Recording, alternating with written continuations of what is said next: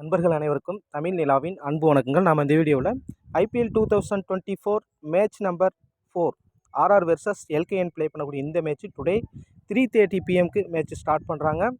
So இந்த மேட்ச்சுக்கான dream 11 prediction சூப்பராக நம்ம பார்க்க போகிறோம். வீடியோவை ஸ்கிப் பண்ணால் பாருங்கள், டெஃபினட்டாக உங்களுக்கு யூஸ்ஃபுல்லாக இருக்கும். நிறைய இன்ஃபர்மேஷன் நம்ம கொடுக்க போகிறோம். பிச் ரிப்போர்ட்டு, பிளேயிங் 11 எந்த மாதிரி இருக்க போகுது அப்படின்ற விஷயத்தை நம்ம ஃபுல்லாக டிஸ்கஸ் பண்ண போகிறோம். வீடியோவை ஸ்கிப் பண்ணால் பாருங்கள், டெஃபினட்டாக யூஸ்ஃபுல்லாக இருக்கும். ஸோ ஓகே நண்பர்களே, நம்ம வீடியோக்குள்ளே போகிறதுக்கு முன்னாடி நம்மளுடைய டெலகிராம் குரூப்பில் ஜாயின் பண்ணாத நண்பர்கள் ஜாயின் பண்ணிக்கங்க. ஸோ நம்மளுடைய டெலகிராம் குரூப்புக்கான லிங்க் வந்து பார்த்திங்கன்னா டெஸ்கிரிப்ஷனில் கொடுத்துருக்கோம். அதே சமயத்தில் டெஸ்கிரிப்ஷனில் நம்மளுடைய வாட்ஸ்அப் நம்பரும் கொடுத்துருக்கோம். நம்ம ப்ரைம் டீம்ஸ் கொடுத்துட்ருக்கோம். உங்களுக்கு இன்ட்ரெஸ்டிங் தான் நம்ம ப்ரைமில் நீங்கள் ஜாயின் பண்ணிக்கலாம். ஸோ அதுக்கான ஃபுல் டீட்டெயில்ஸும் நம்ம டெலகிராம் குரூப்பில் கொடுத்துருக்கோம். நீங்கள் வாட்ஸ்அப் நம்பரை எடுத்து கூட நீங்கள் மெசேஜ் பண்ணி உங்களுக்கு ப்ரைம் டீம்ஸ் தேவைப்பட்டது அப்படின்னா ஜாயின் பண்ணிக்கலாம். ஏன்னா இப்போ ஒவ்வொரு மேட்ச்லேயும் வந்து பார்த்திங்கன்னா ஒரு 11 கோடி ஒவ்வொரு பிளேயரும் 11 பிளேயர் வந்து 1 கோடி 11 பேர் 1 கோடி வின் பண்ண முடியும். அந்த அடிப்படையில் ட்ரை பண்ணி பார்க்கலாம். உங்களுக்கு இன்ட்ரெஸ்டிங் இருந்ததுன்னா நம்ம ப்ரைமில் ஜாயின் பண்ணிங்க. ஸோ ஓகே நண்பர்களே, இப்போ நாம் ஃபஸ்ட்டு பிச் ரிப்போர்ட் பார்த்துலாம். இந்த மேட்ச்சை பொறுத்தவரை டுடே 3:30 பிஎம்க்கு ராஜஸ்தான் ஜெய்ப்பூரில் தான் ப்ளே பண்ணுறாங்க. ஸோ ஜெய்ப்பூருக்கான ஃபுல் பிச் ரிப்போர்ட்டை பார்ப்போம். ஸோ இங்கே டோட்டல் மேட்ச் பிளேடு அப்படின்னு பார்க்கும்பொழுது மொத்தம் 52 மேட்சஸ் ப்ளே பண்ணியிருக்காங்க. இதில் பேட்டிங் ஃபஸ்ட் பண்ண டீமு 18 முறையும், பேட்டிங் செகண்ட் பண்ண டீமும் 34 முறையும் வின் பண்ணியிருக்காங்க. இந்த ஒரு என்ன ரீசன் அப்படின்னு பார்த்தீங்க அப்படின்னா, நல்ல வெரி குட் பேட்டிங் ட்ராக்காக இருந்திருக்கு. இனிஷியலாக ஃபேஸர் அண்ட் ஸ்பின்னருக்கு கொஞ்சம் சப்போர்ட்டிங் இருந்திருக்கு. ஃபேஸருக்கும் சப்போர்ட்டிங் இருந்திருக்கு. ஒரு சில மேட்சஸ் தான் வந்து பார்த்திங்கன்னா ஃபஸ்ட்டு இன்னிங்ஸில் ஒரு 200 நியரஸ்ட்டாக போயிருக்கு, 200 கிராஸ் பண்ணி போயிருக்கு. அந்த மாதிரி இன்னிங்ஸ் மட்டும்தான் ஃபஸ்ட் பேட்டிங்கில் வின் பண்ணியிருக்காங்க. ஸோ அதர்வைஸ் மினிமம் ஸ்கோர் எல்லாமே செகண்ட் பேட்டிங்கில் ஈஸியாக வின் பண்ணியிருக்காங்க. ஆவரேஜ் ஃபஸ்ட் இன்னிங்ஸ் ஸ்கோர் அப்படின்னு பார்க்கும்போது 159. ராஜஸ்தான் ராயல்ஸ் இங்கே ஹையஸ்ட் ஸ்கோர் ரெஜிஸ்டர் பண்ணியிருக்காங்க. 214க்கு 2 விக்கெட்டு. அதே ராஜஸ்தான் ராயல்ஸ் தான் 59க்கு 10 விக்கெட்டையும் லூஸ் பண்ணியிருக்காங்க. ஸ்கோரிங் பேட்டர்ன் அப்படின்னு பார்க்கும்பொழுது 150 கீழே 16 முறையும், 150 டு 169 19 முறையும், 170 டு 189 9 முறையும், 190 கிராஸ் பண்ணி ஒரு 8 முறையும் ஸ்கோர் போயிருக்கு. ஸோ அப்போ டுடே ஸ்கோர் நம்ம எக்ஸ்பெக்ட் பண்ணக்கூடியது இந்த 2 பேட்டர்ன் தான். ஒரு 160லேருந்து ஒரு 180 வரை ஸ்கோர் போகிறதுக்கான ஒரு பாசிபிலிட்டி இருக்குது. ஏன்னா கடந்த 3 மேட்ச்சில் வந்து பார்த்திங்க அப்படின்னா ஒரு 2 மேட்ச் வந்து பார்த்திங்கன்னா ரொம்ப ஒரு ஆவரேஜான ஸ்கோர் தான் போயிருக்கு. ஒரு மேட்ச் மட்டும் தான் கொஞ்சம் ஹை ஸ்கோரிங்காக போனது. ஸோ அந்த அடிப்பில் இந்த ஒரு மேட்ச்சு ஜெய்ப்பூரை பொறுத்தவரை ஒரு டீசன்ட் பேட்டிங் ட்ராக் தான். ஸோ அந்த அடிப்பில் நல்ல ஒரு பேட்டிங் நல்ல ஒரு ஆவரேஜான ஸ்கோர் வரும்னு நினைக்கிறேன். 170க்கு மேலே வரும்னு நம்ம எக்ஸ்பெக்ட் பண்ணுறோம். ஸோ அதே சமயத்தில் இங்கே யார் அப்பர் ஹேண்டாக இருக்காங்க அப்படின்னு பார்க்கும்பொழுது ராஜஸ்தான் ராயல்ஸ் வந்து பார்த்திங்க அப்படின்னா இந்த பர்டிகுலர் வென்யூவில் மொத்தம் 10 மேட்ச்சு ப்ளே பண்ணியிருக்காங்க. அந்த 10 மேட்ச்சுமே இதில் கொடுத்துருக்கோம் பாருங்கள். 3 மேட்ச்சு தான் வின் பண்ணியிருக்காங்க. அந்த ஒரு ரீசனால் அப்போ எல்கேஎன் லக்னோ சூப்பர் கிங்ஸ் வந்து வின் பண்ணுறதுக்கான பாசிபிலிட்டி அதிகமாக இருக்குது. ஒரே ஒரு மேட்ச் வந்து பார்த்திங்கன்னா Rajasthan versus Lucknow super Kings play பண்ணியிருக்காங்க. ஸோ அந்த மேட்ச்சில் எல்கேஎன் தான் வின் பண்ணியிருக்காங்க. அந்த அடிப்படையில் பார்க்கும் பொழுது ஏன்னா இப்போ ராஜஸ்தான் ராயல்ஸுக்கு வந்து பார்த்திங்க அப்படின்னா ஸோ இந்த ஒரு மேட்ச் தான் அந்த match. Lucknow super Kings last சீசனில் வின் பண்ணியிருக்காங்க. ஸோ இதில் ராஜஸ்தான் ராயல்ஸு 6 விக்கெட் லூஸ் பண்ணி 144 ரன்னு தான் அடித்தாங்க. ஸோ 154 ரன்னு தான் லக்னோ சூப்பர் கிங்ஸ் அடித்தாங்க. அதை சேஸ் பண்ண முடியாமல் தோற்றுருந்தாங்க. ஸோ இந்த ஒரு மேட்ச்சு தான் சேஸிங்கில் தோற்ற ஒரு மேட்ச்சு. ரொம்ப லீஸ்ட்டு ஸ்கோர் அடித்து ஜெயிக்க முடியல ராஜஸ்தான் ராயல்ஸ்னால். ஸோ இந்த ஒரு மேட்ச் வச்சு நம்ம டிசைட் பண்ண வேணாம். இருப்பினும் வெற்றி வாய்ப்பு அப்படின்னு பார்க்கும்பொழுது 2 டீம்ஸுக்குமே ஈக்குவலாக இருக்குது. 50-50% இருக்குது. ஓரளவு நம்ம ஏன்னா ஜெய்ப்பூருங்கிறது ராஜஸ்தான் ராயல்ஸுக்கு ஹோம் கிரவுண்டு. அந்த அட்வான்டேஜஸ் பார்க்கும் பொழுது கொஞ்சம் அவங்க வின் பண்ணுறதுக்கான பாசிபிலிட்டி இருக்குது. நல்ல பவுலர்ஸ்லாம் பிக் பண்ணியிருக்காங்க. ஸோ அந்த அடிப்படையில் நல்ல ஃபாரின் பவுலர்ஸ், சூப்பர் பவுலர்ஸ்லாம் இருக்காங்க. நல்லா விக்கெட் டேக்கர் பவுலர்லாம் இருக்காங்க. ஸோ அவங்களாம் ப்ளே பண்ணால் அவங்க வின் பண்ணுறதுக்கான பாசிபிலிட்டியும் ஒரு 5% வரை அதிகமாக இருக்குது. ஸோ ஓகே, இருப்பினும் இதை பார்த்துங்க. இருந்தாலும் இந்த வெனியூவில் எந்த மாதிரி ஸ்கோர்லாம் வந்திருக்கு அப்படின்னு பார்க்கும்போது ஓரளவு டீசெண்டாக ஸ்கோர் வந்திருக்கு. ஹையஸ்ட்டு ஸ்கோரு அதே ராஜஸ்தான் ராயல்ஸ் தான் ரிஜிஸ்டர் பண்ணியிருக்காங்க. அதையும் வந்து பார்த்திங்கன்னா அடித்து வின் பண்ணியிருக்காங்க. சன்ரைசர்ஸ் ஹைதராபாத் 217 அடித்து வின் பண்ணியிருக்காங்க. வெரி குட் பேட்டிங் ட்ராக் அப்படின்னு நம்ம எக்ஸ்பெக்ட் பண்ணலாம். ஸோ இங்கே வந்து பார்த்திங்க அப்படின்னா ராஜஸ்தான் ராயல்ஸ் 202 ரன் அடித்து ஈஸியாக வின் பண்ணியிருக்காங்க.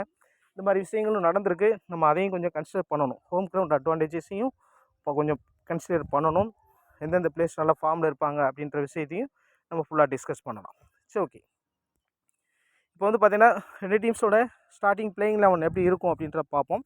ஸோ ராஜஸ்தான் ராயல்ஸை பொறுத்தளவில் இன்னிங்ஸ் ஓப்பன் பண்ணுறது ஜெய்ஸ்வால் அண்டு பட்லர் தான் இன்னிங்ஸ் ஓப்பன் பண்ணுவாங்க. ஸோ நம்பர் 3 பேட்ஸ்மேன் வந்து சஞ்சு சாம்சனை நம்ம எக்ஸ்பெக்ட் பண்ணுறோம். இருப்பினும் வந்து பார்த்திங்கன்னா ஒரு சில நேரங்களில் சம் அதர் பேட்ஸ்மேனுக்கு வாய்ப்பு கொடுக்கலாம். So maximum Sanju Samson number 3ல் வரக்கான பாசிபிலிட்டி அதிகமாக இருக்குது.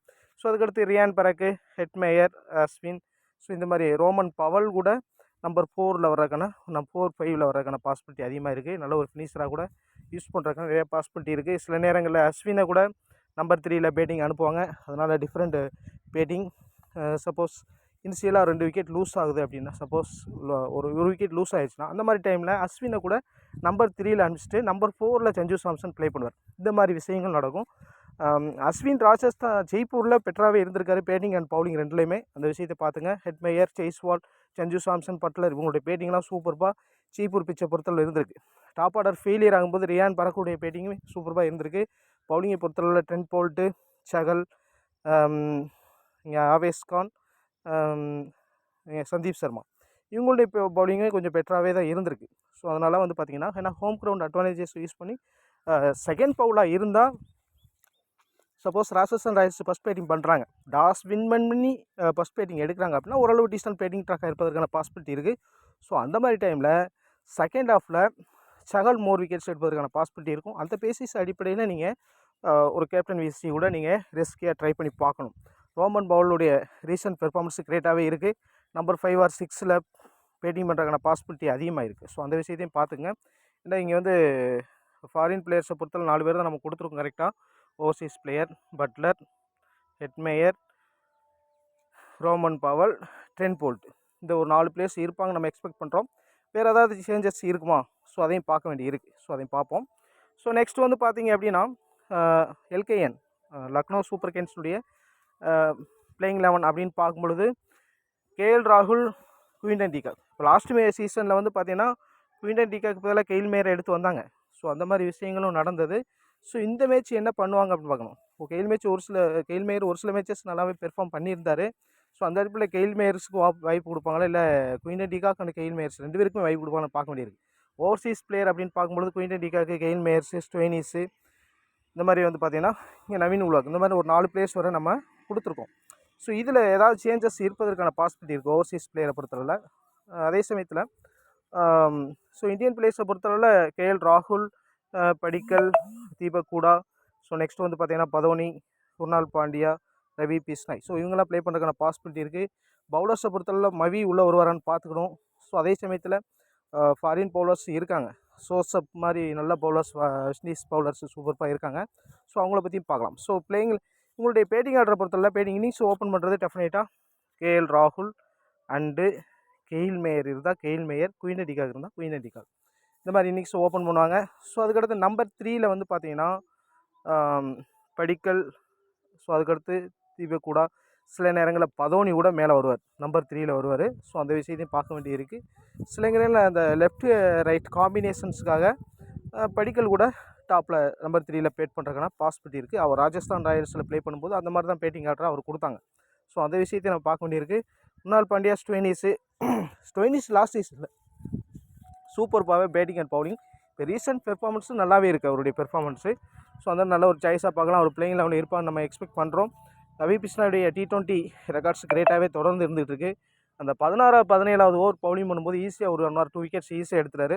2 விக்கெட்டுங்கிறது கேரண்டீடாக ரவி பிஸ்னாயை பொறுத்து இருக்கும். நவீன் உலாக் விட்றாரா, இல்லை சம் அதர் பவுலர்ஸை ட்ரை பண்ண போகிறாங்கன்னு பார்க்க வேண்டி இருக்குது.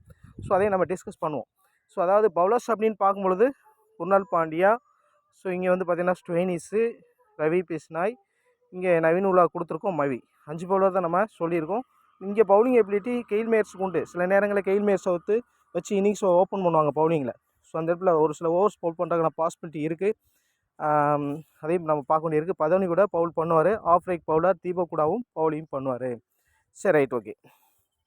நெக்ஸ்ட் வந்து பார்த்திங்க அப்படின்னா இந்த இம்பேக்ட் ஷப்பாக எந்தெந்த பிளேயர்ஸ் வர்றதுக்கான வாய்ப்புகள் இருக்குது. ஏன்னா ஃபாரின் பிளேயர்ஸை பொறுத்தவரை இம்பேக்ட் ஷப்பாக யூஸ் பண்ணுறதுக்கான வாய்ப்புகள் கிடையாது. அப்படி இருந்தாங்கன்னா சோசப் வந்து பார்த்திங்கன்னா சூப்பர்பான ஒரு wicket taking bowler, West Indies bowler. அவர் ஒரு வேளை நவீன் உலாக் பிளேஸில் அவரை உள்ளே கொண்டு வராங்கன்னு பார்க்கணும். ஏன்னா நெட் ப்ராக்டிஸில் எந்தெந்த பவுலர்ஸ் நல்லா பெர்ஃபார்ம் பண்ணுறாங்களோ அவங்களுக்கு ப்ரிஃபரன்ஸ் கொடுப்பாங்க. ஜோசப் ப்ளே பண்ணார்னா ஒரு நீங்கள் கேப்டன் விசியோட ரெஸ்க்காக ட்ரை பண்ணி பார்க்கலாம். நல்ல ஒரு சூப்பர்பான விக்கெட்டிங் பவுலர். மிஸ்ராவை இம்பேக்ட் பிளேயராக டெஃபினட்டாக ட்ரை பண்ணுவாங்க.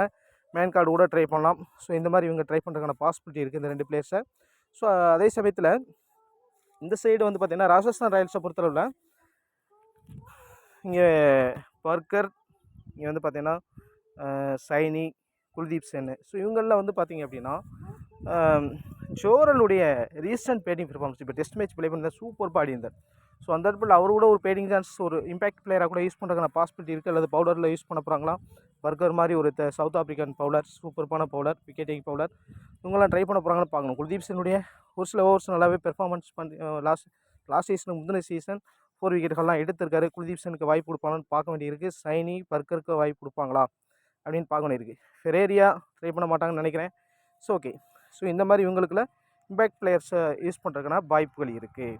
So okay. இம்பேக்ட் பிளேயர்ஸை வந்து பார்த்திங்க அப்படின்னா சைனி, குல்தீப்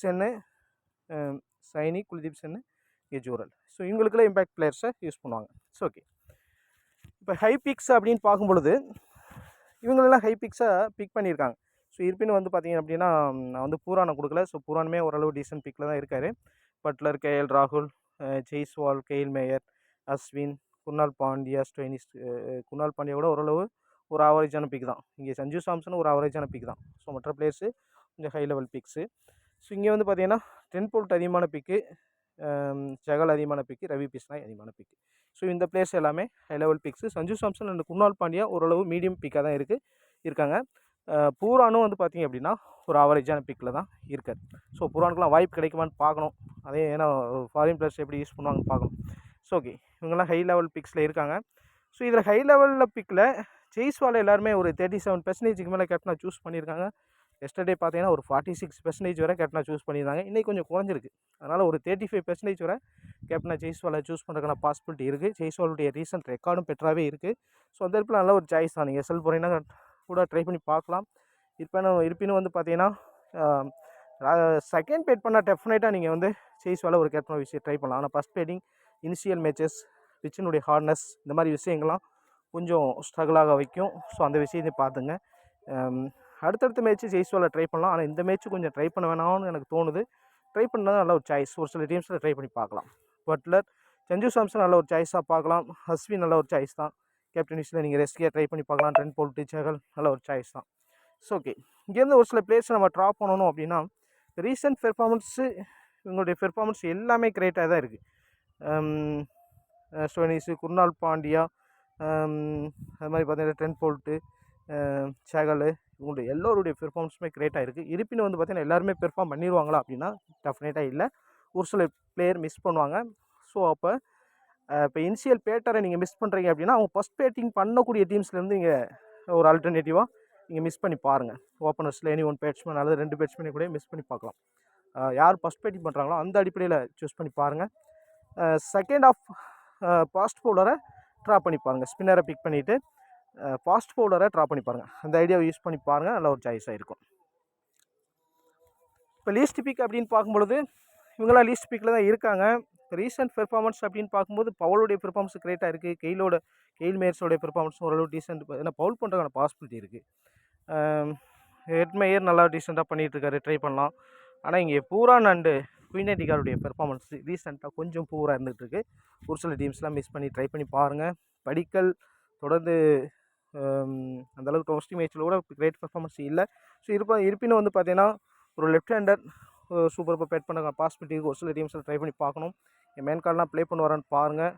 ஸோ இங்கே வந்து பார்த்தீங்கன்னா இந்த 2 பவுலர்ஸில் ஒருத்தரை ட்ரை பண்ணி பாருங்கள். அவைஸ் கான் ஆர் சந்தீப் சர்மா. மவி நல்ல ஒரு சாய்ஸ் தான். டெத்தில் பவுல் பண்ணுறதுக்கான பாசிபிலிட்டி இருக்குது. ரியான் பராக்கு டாப் ஆர்டர் ஃபெயிலியர் ஆவாங்க. அந்த மாதிரி கெஸ் பண்ணால் ரியான் பராக்கை ட்ரை பண்ணுங்கள். Rajasthan Royals side. ஸோ இந்த மாதிரி லீஸ்ட் பிக்ஸை நீங்கள் ட்ரை பண்ணலாம். So okay. லீஸ்ட் பிக்ஸில் சம் மோர் பிளேயர்ஸ் நான் கொடுத்துருக்கேன். ஸோ இவங்களுக்குலாம் இவங்களாம் சூரல் நல்ல ஒரு பவர் ஹிட்டராக இருந்துகிட்டு டெஸ்ட்டில் சூப்பராக பெர்ஃபார்ம் பண்ணார். தீபக்குடைய பிக்குமே ரொம்ப கம்மியாக இருக்குது. லாஸ்ட் சீசனுடைய அவருடைய பூவர் பெர்ஃபார்மன்ஸ் தான் இந்த வருஷம். ஆனால் நல்ல ஒரு சூப்பரான பேட்டர். ஸோ அதை அந்த அடிப்படையில் கன்சிடர் பண்ணுங்கள். ஸோ அது மாதிரி ஜோசப் நம்ம சொல்லியிருக்கோம். நவீன் உல்வாக்கு, ஜோசப் அப்படின்னு பார்க்கும்பொழுது கண்டிப்பாக ஜோசப் எடுத்துகிட்டு போகிறது தான் பெட்ரு. நவீன் உல்வாக்கு எடுத்துகிட்டு போனாங்கன்னா அவங்க ஒரு பெட்டரான பவுலிங் பெர்ஃபார்மன்ஸ் கொடுக்க முடியாதுன்னு நினைக்கிறேன். இருப்பினும் வந்து நல்ல பவுலர் தான். ஸோ அதுக்கடுத்து மிஸ்ரா சூப்பர்பான ஒரு விக்கெட் டேக்கிங் பவுலர். ஸோ அதுக்கடுத்து இங்கே வந்து பார்த்திங்க அப்படின்னா சைனி ஒரு நம்ம கணிக்க முடியாது எப்போ விக்கெட் எடுப்பார், எப்போ விக்கெட் லெஸ்ஸாக போவார் அப்படின்னு. அந்தளவுக்கு யாஸ்தகோர் ஒரு டீசன்ட் பவுலர் தான். குல்தீப் சென் லாஸ்ட் சீசன் முந்தின சீசன் அவருடைய பெர்ஃபார்மன்ஸ் கிரேட்டாக இருந்தது. லாஸ்ட் சீசன் ரொம்ப பூவராக இருந்தது. அதனால தான் ராஜஸ்தான் ராயல்ஸுடைய மோசமான பவுலிங்கில் தான் தோத்தாங்க. ஸோ ஓகே, இந்த மாதிரி இந்த பவுலர்ஸ் இந்த இதில் லிஸ்ட் பிக்ஸில் நீங்கள் சப்போஸ் பிளேயிங் லெவலில் இருந்தால் ட்ரை பண்ணுங்கள். ஜூரல் இருந்தாருன்னா டெஃபினட்டாக ட்ரை பண்ணி பாருங்கள். ஒரு சாய்ஸு. பெஸ்ட்டு கேப்டன் விசி அப்படின்னு பார்க்கும்பொழுது எல்லாருமே ஜெய்ஸ்வாலுக்கு போயிருக்காங்க. ஸோ அதுக்கடுத்து வந்து பார்த்தீங்கன்னா ஸ்டோயினிஸ் அண்ட் பட்லர். ஸோ இந்த மாதிரி ஒரு 3 பிளேஸை தான் கேப்டன் விசி. அதனால் ஒரு ஜிஎலுக்கு வந்து நல்ல ஒரு மேட்சாக பார்க்கலாம். ஏன்னா கேப்டன் விசியில் சில மேட்ச்சில் வந்து பார்த்திங்கன்னா நிறையா பேர் ஒரு 4-5 பேர் ஹை லெவல் பிக்ஸாக இருப்பாங்க. இதில் வந்து பார்த்திங்கன்னா ரொம்ப ஹை லெவலில் பிக்ஸு ஜெய்ஸ்வால் தான். ஸோ அதுக்கடுத்து ஸ்டோயினிஸ் அண்டு பட்லர். இதில் பெட்டர் அப்படின்னு நான் நினைக்கிறது ஸ்டோயினிஸ் நல்ல ஒரு சாய்ஸாக நான் பார்க்குறேன். ஏன்னா அவர் வந்து இப்போ ரீசெண்டாக பவுலிங்கில் நல்லா விக்கெட் எங்கேயும் எடுத்துகிட்டு இருக்காரு. அட்லீஸ்ட் 1 விக்கெட்டுங்கிறது கேரண்டீடாக இருக்குது. ஒரு விசி கூட நீங்கள் ட்ரை பண்ணி எஸ்எல் போகிறீங்கன்னா ட்ரை பண்ணலாம். ஸோ ஓகே, பட்லரும் நல்ல ஒரு சாய்ஸ் தான். ஃபஸ்ட் பேட்டிங் பண்ணால் டெஃபினட்டாக நல்ல ஒரு சாய்ஸு. செகண்ட் பேட் பண்ணாலுமே 2 பேட்டிங்குமே சூப்பராக பேட் பண்ணக்கூடிய பேட்ஸ்மேன் தான். ஜெய்ஸ்வாலை பொறுத்தளவு கொஞ்சம் ஏன்னா இன்சியலாக பவர் ஹிட் பண்ணி ஆடுவார். ஸோ செகண்ட் பேட்டிங்லாம் நீங்கள் தாராளமாக ட்ரை பண்ணி பார்க்கலாம். ஃபஸ்ட் பேட்டிங்லாம் கொஞ்சம் அவாய்ட் பண்ணி பார்க்குறது better. So okay, risky captain விசி அப்படின்னு பார்க்கும்பொழுது கேஎல் ராகுலுடைய பிக்கிங்லாம் அந்தளவுக்கு கிரேட்டாக இல்லை. கெயில் மேயர்ஸ் அந்தளவுக்கு இல்லை. சஞ்சு சாம்சன் இந்த 3 பேரையும் நீங்கள் டெஃபினட்டாக ட்ரை பண்ணி பார்க்கலாம். குயின்டன் டிகாக் ஒரு பிளேயராக மட்டும் பிக் பண்ணி பார்க்கலாம். பவுலர்ஸில் கண்டிப்பாக இந்த 3 பேருமே ட்ரை பண்ணுங்கள். ட்ரை பண்ண நல்ல ஒரு சாய்ஸாக இருக்கும். 3 பேருடைய பெர்ஃபார்மன்ஸுமே கிரேட்டாக இருந்துகிட்ருக்கு. சஹல் சொல்லவே தேவையில்லை. ராஜஸ்தான் ஜெய்ப்பூரில் நிறையா விக்கெட்ஸ் எடுத்திருக்காரு. நிறையா டைம்ஸ் வந்து பார்த்திங்கன்னா 4 விக்கெட் 5 விக்கெட் அந்த மாதிரி நிறையா எடுத்திருக்காரு. ரவி பிஷ்னாயுடைய பெர்ஃபார்மன்ஸுமே கிரேட்டாக இருந்துகிட்ருக்கு. ஜோசப் அவருடைய ரீசன்ட் பெர்ஃபார்மன்ஸ் கிரேட்டாக இருக்குது. ஸோ அந்த இடத்துல இவங்களாம் ஒரு விசி கேப்டன் கூட மாற்றி நீங்கள் ட்ரை பண்ணி பார்க்கலாம். ஸோ ஓகே, இப்போ என்னுடைய சாய்ஸ் அப்படின்னா டெஃபினட்டாக இப்போ ராஜஸ்தான் ராயல்ஸுக்கு ஒரு கேப்டன் சொல்லுங்கள் நல்ல ஒரு சாய்ஸ் அப்படின்னா கண்டிப்பாக வந்து சஹல் அண்டு சஞ்சு சாம்சன் சொல்லுவேன். இப்போ எல்கேனுக்கு ஒரு நல்ல ஒரு சாய்ஸ் அப்படி சொல்லணும் அப்படின்னா டெஃபினட்டாக நான் வந்து கேஎல் ராகுலும் ஜோசப்பையும் ட்ரை பண்ணுங்க அப்படின்னு நான் சொல்லுவேன். ஸோ ஓகே, நெக்ஸ்ட் வந்து பார்த்திங்க அப்படின்னா இது ஒரு மாடல் டீமு. ஸோ இந்த டீம் பொறுத்து நான் கேஎல் ராகுல் அண்டு ஜோசப்பை கேப்டன் விசியில் கொடுத்துருக்கேன். இதில் ஒரு சில சேஞ்சஸ் பண்ணி உங்களுடைய டீம்ஸை செட் பண்ணி பாருங்கள். நல்ல ஒரு சாய்ஸாக இருக்கும். ஜோசப் இன்சியலாக பவுல் பண்ணுறதுக்கான பாசிபிலிட்டி இருக்குது. ஜெய்ஸ்வாலை பட்லரோ அவுட் ஆகிறதுக்கூட வாய்ப்புகள் கூட அதிகமாக இருக்குது. ஸோ அந்த மாதிரி நீங்கள் ஒரு சில டீம்ஸில் உங்களை மிஸ் பண்ணி பாருங்கள். ஜெய்ஸ்வால் ஹை லெவல் பிக்கு. ஒரு சில டீம்ஸில் ஜெய்ஸ்வாலை மிஸ் பண்ணி பாருங்கள். நல்ல ஒரு ஜிஎல் டீமாக இருப்பதற்கான பாசிபிலிட்டி அதிகமாக இருக்குது. அதே சமயத்தில் இங்கே ட்ரெண்ட் போல்ட்டுடைய ரீசன்ட் பெர்ஃபார்மன்ஸ் அந்தளவுக்கு கிரேட்டாக இல்லை. ஆனால் ஐபிஎல் வரும்போது அவருடைய பெர்ஃபார்மன்ஸ் கிரேட்டாக இருக்கும். ஒரு சில டீம்ஸில் வேணால் மிஸ் பண்ணி பாருங்கள். ஸோ ஓகே, ரியான் பரக்கு ஒரு சில டீம்ஸில் இப்போ சப்போஸ் ஜெய்ஸ்வால் மிஸ் பண்ணுறீங்க அப்படின்னா அந்த மாதிரி டீம்ஸில் நீங்கள் ரியான் பரக்கை பிக் பண்ணி பாருங்கள். நல்ல ஒரு சாய்ஸாக இருப்பதற்கான பாசிபிலிட்டி இருக்குது. ஸோ ஓகே, நம்ம பிச் ரிப்போர்ட் எல்லாமே சொல்லியிருக்கோம். அதாவது வின்னிங் வாய்ப்பு, வெற்றி வாய்ப்பு அப்படிங்கிறது 2 டீமுக்குமே ஈக்குவலாக நான் பார்க்குறேன். இருப்பினும் ஹோம் கிரவுண்ட் அட்வான்டேஜஸ் யூஸ் பண்ணி ஜெய்ப்பூர் வின் பண்ணுறதுக்கான ஒரு பாசிபிலிட்டி ஒரு 5% அதிகமாக இருப்பதாக நான் பார்க்குறேன். அதர்வைஸ் 2 பேருக்கும் ஈக்குவலாக சான்சஸ் இருக்குது. இந்த எல்கே நல்லா ஸ்ட்ராங்காக தான் இருக்காங்க பேட்டிங் அண்ட் பவுலிங். ஜோசப் வந்தால் கொஞ்சம் எஃபெக்டிவாக இருப்பார் நான் கெஸ் பண்ணுறேன். அதை நீ பார்த்துங்க. ஓகே நண்பர்களே, உங்களுக்கு பிரேம் டீம்ஸ் வேணும்னா நம்ம பிரேமில் ஜாயின் பண்ணிக்கங்க.